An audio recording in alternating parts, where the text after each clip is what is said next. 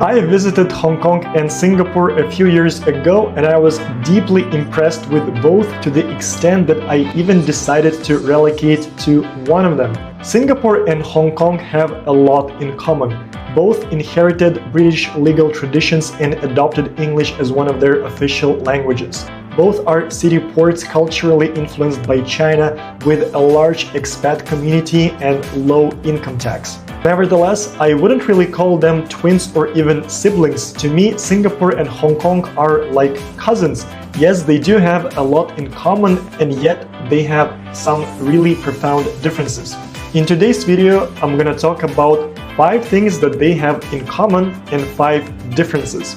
Eventually, I decided to relocate to Singapore, but I do acknowledge that there are people out there who would prefer Hong Kong over Singapore based on their own preferences. My goal today is to lay out the facts about Singapore and Hong Kong so that you can make an informed decision about which one is better. Let's go! Let me start from 5 facts that they have in common. Number 1, taxes.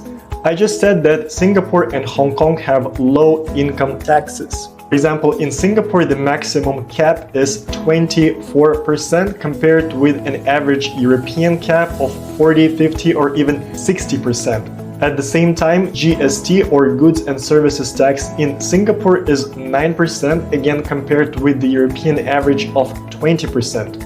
As you can see, Singapore is doing quite well. And what about Hong Kong? Well, the tax rate in Hong Kong is even lower than in Singapore. For example, the maximum cap for income tax in Hong Kong is just 17%, 7% lower than in Singapore.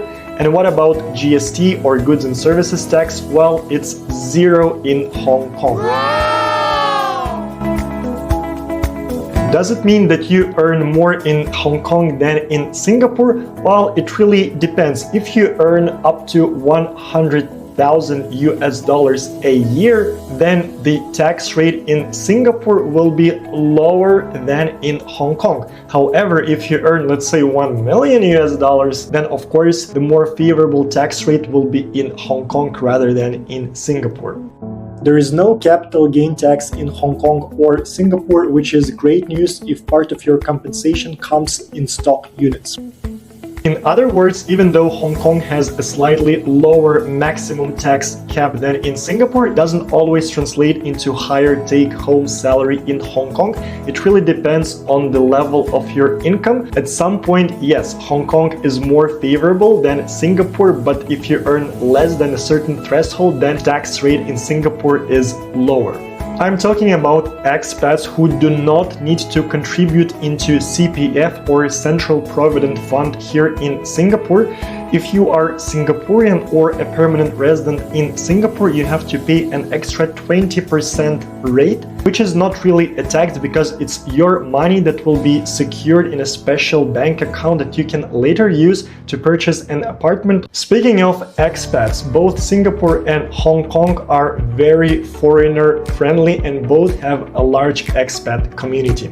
However, the expat community in Singapore is way larger than in Hong Kong. For example, in Singapore, 1 in 3 people are foreigners, while in Hong Kong it's 8 to 10%. At the same time, if you look at the local population, again, Singapore is more diverse than Hong Kong. In Hong Kong, around 88-90% of people are local Cantonese. In Singapore, you have 3 large ethnic groups: Chinese, Malay, and Indians. As a result, you can hear English language more often in Singapore than in Hong Kong. In Hong Kong, it's one of the official languages as it is here in Singapore, but then the locals in Hong Kong will mostly communicate with each other in Cantonese, and they will switch to English only with foreigners. But in Singapore, English language serves not only as a means to communicate with foreigners, but also as a way for local Chinese, Indians, and Malay to communicate with each other. Singapore and Hong Kong are global cities and serve as regional hubs for several industries. For example, Singapore hosts headquarters of many tech companies such as Amazon, Google, Meta, and TikTok. Fun fact, global headquarters of TikTok is based here in Singapore. At the same time, in Hong Kong, the emphasis is on banking sector.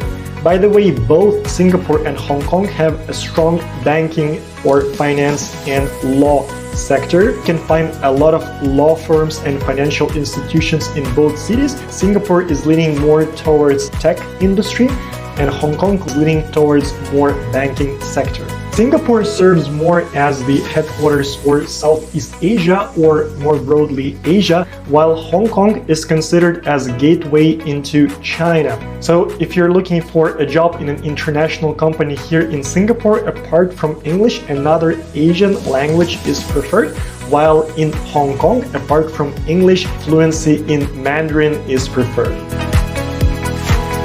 Another great thing about Singapore and Hong Kong is their strategic location. Singapore is in the center of Southeast Asia and you can easily reach a lot of amazing places from Singapore. For example, it takes just 2 hours by plane to get from Singapore to Bali, or 1 hour and a half from Singapore to Phuket in Thailand.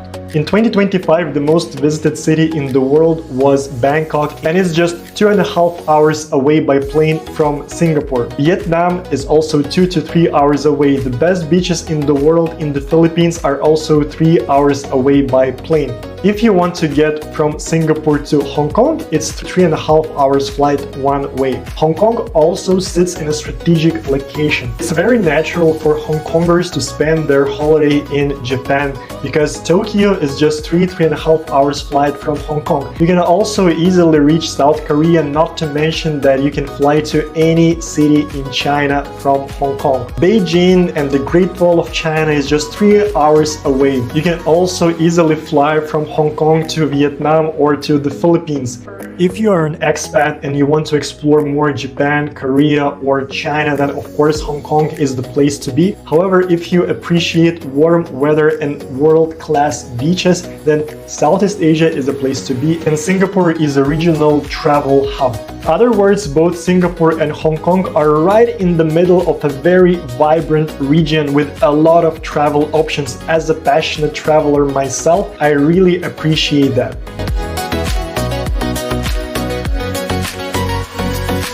Apart from high salaries and low income taxes, Hong Kong and Singapore offer world-class infrastructure. Both cities have excellent public transport. They have metro, buses, and in the case of Hong Kong, a tram called Ding Ding. You can easily get from one side of the city to the other side of the city. The public transport is very efficient, safe, and clean. Apart from the tram Ding Ding, Hong Kong is very famous for its water taxi. Hong Kong Island is separated from mainland by Victoria Harbour. You can take a bus that will take you through the tunnel, or you can take an MRT that goes underground, or you can take a water boat from south to north or from north to south. To me, taking the water taxi is more exciting and fun than taking metro or bus. First of all, it's 2 times cheaper, and secondly, you get the beautiful view of Hong Kong Island, of the skyscrapers and the skyline. Especially, it's worth taking the water taxi during the night. Hong Kong at night is a completely different story. Same, by the way, goes with Singapore. Singapore at night is unrecognizable from Singapore during the day. Apart from great public transport, Singapore and Hong Kong have world-class airports. Changi Airport in Singapore has been recognized the best airport in the world 12 times in this century. The airport in Hong Kong is also very good. It's located on the artificial island and it's always in top 5 over the last several years. Alright, let's talk about differences between Hong Kong and Singapore. The first thing that comes to my mind is that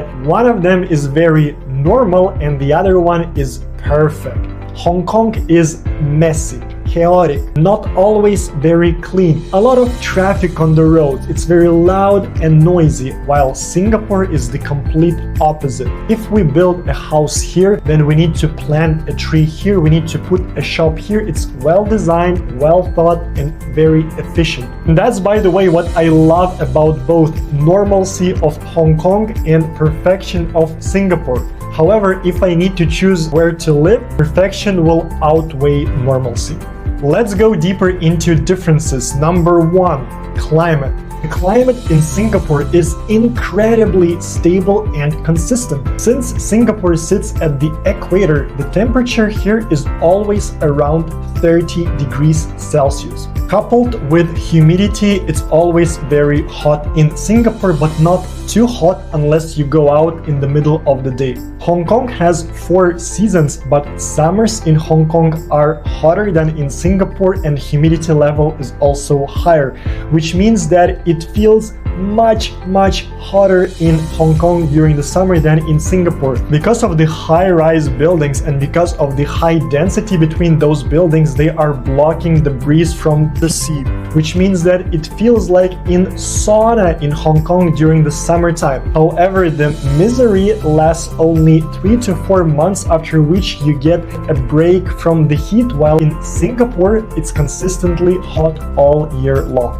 Singapore has a lot of trees and greenery in general, so this means that trees bring more shade, which cools down the temperature in Singapore. It's well designed and well thought. Additionally, Singapore sits in a very convenient climate zone. There are no natural disasters here, unlike in Hong Kong, where they do have typhoons from time to time. And by the way, the summertime is the typhoon season in Hong Kong. At the same time, Hong Kong offers cooler winters compared with Singapore. The temperature can go down to +10, so it's not too cold in Hong Kong during the winter. There's no snow, but at the same time, you still get a break from a summer heat, unlike in Singapore. If you're someone who likes 4 seasons and you want to have cooler winters without snow, then Hong Kong is a great place. However, if you are a summer person like myself and you like summer all year long, then of course Singapore is a good place to live.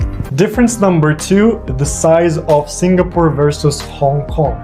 Hong Kong is 50% larger than Singapore in terms of landmass. However, most of that land is not used for living or working. That's why Hong Kong feels more dense than Singapore, because buildings are so close to each other. They're way larger and the roads are more narrow in Hong Kong than in Singapore. Even though the population of Hong Kong is about 20% larger than in Singapore, it doesn't feel that way. Hong Kong feels much larger than Singapore, like 2 or 3 times. Hong Kong feels busier, louder, with more people and more cars on the streets, unlike Singapore, which is very family-friendly, quiet, with way less people on the streets. Despite high density, Hong Kong offers a lot of nature. It has hills, which means that you can do hiking, while Singapore is more or less flat. While Singapore has a lot of greenery inside the city, Hong Kong offers more green space, but it's untouched and it's outside of the places where people usually live. Singapore has this concept, city in the garden, which means that the city is naturally blended with nature. In Hong Kong, nature is usually separated from the city, but then Hong Kong has much more nature than Singapore. Speaking of housing, Hong Kong has the most expensive real estate in the world, even more expensive than in Singapore. At the same time, the quality of housing units in Hong Kong is not as great as in Singapore. Hong Kong is notoriously famous for its so-called shoebox apartments or shoebox rooms, which means that they are very small but at the same time expensive. Public housing does exist in Hong Kong, but it's meant for low-income residents, and the main emphasis is on renting rather than owning that apartment. Singapore has a different philosophy. Almost 80% of all housing units here in Singapore are public housing or HDB. They belong to the government. When Singaporeans buy it, they lease it for 99 years from the government, after which they need to return it back. Since Singapore is only 60 years old, people still own those apartments. The government encourages first-time buyers to buy a property here in Singapore, and it's heavily subsidizing its housing for Singaporeans and permanent residents. The emphasis is on home ownership rather than rentals, especially if you are a young couple. The government will give you even more subsidies for that. In other words, housing market in Singapore is strictly regulated by the government, but at the same time, the government is trying to encourage home ownership, provides subsidies for young couples and first-time buyers, and in general encourages to have your own apartment. Apartments in Singapore are more spacious, newer, and have facilities such as gyms and swimming pools if you live in a condominium. However, in Hong Kong, the situation is not the same. If I were local, I would prefer Singaporean way of things rather than Hong Kong. However, as an expat, it doesn't really make much difference. I am not allowed to live in those HDB units. So as an expat, I have to buy more expensive housing here in Singapore, which is heavily taxed for foreigners. If I want to buy an apartment on top of the high price, which is not subsidized for me, I also have to pay a 60% property tax, which is not the case in Hong Kong. Hong Kong doesn't really distinguish between the locals and the expats. You buy same properties, you live in same properties, and you pay the same price. When it comes to car ownership, the situation is reversed. Cars in Singapore are the most expensive in the world on purpose. The government wants less traffic on the road and less air pollution. While the government in Singapore is heavily subsidizing housing, it puts high taxes and fees on car owners. Hong Kong also puts taxes on car owners, but not to the same extent as Singapore. Just to give you an idea, if a car in the US costs $25,000 US, it will cost around $55 US in Hong Kong and above $100,000 US in Singapore. In other words, the same car will be 2 times more expensive in Singapore than Hong Kong, or 4 to 5 times more expensive than in the United States. This may be one of the reasons why Singapore feels less noisy and has less traffic on the roads than Hong Kong. And finally, social life. While many Singaporeans complain that Singapore is extremely boring, which I strongly disagree with, I do agree that Hong Kong has more lively social and nightlife compared with Singapore. Doesn't mean that Singapore is bad for young people who want some activities. No, quite the opposite. Singapore has a lot of things to do. Just Hong Kong feels larger in terms of landmass, in terms of population, and it feels like it has more places to go and more things to do. As I mentioned, you can do a lot of hikes in Hong Kong. Hong Kong has a lot of beautiful temples and historical sites. Victoria Harbour is a very bustling place with a lot of people, a lot of places to go, a lot of things to do. If you really feel bored in Hong Kong, you can go to mainland China. You don't have to fly there. You can just take a car or a train. To summarize, Singapore and Hong Kong are global cities where you can meet people from all over the world. They serve as regional hubs for different industries. Singapore is more for tech companies and Hong Kong is more for the banking sector. But you have a large expat community with low taxes and excellent public transport. Singapore offers great housing if you're local. Hong Kong offers you more nature and more lively nightlife. At the end of the day, the choice comes down to your own preferences. I hope this video was useful and I'll see you next time.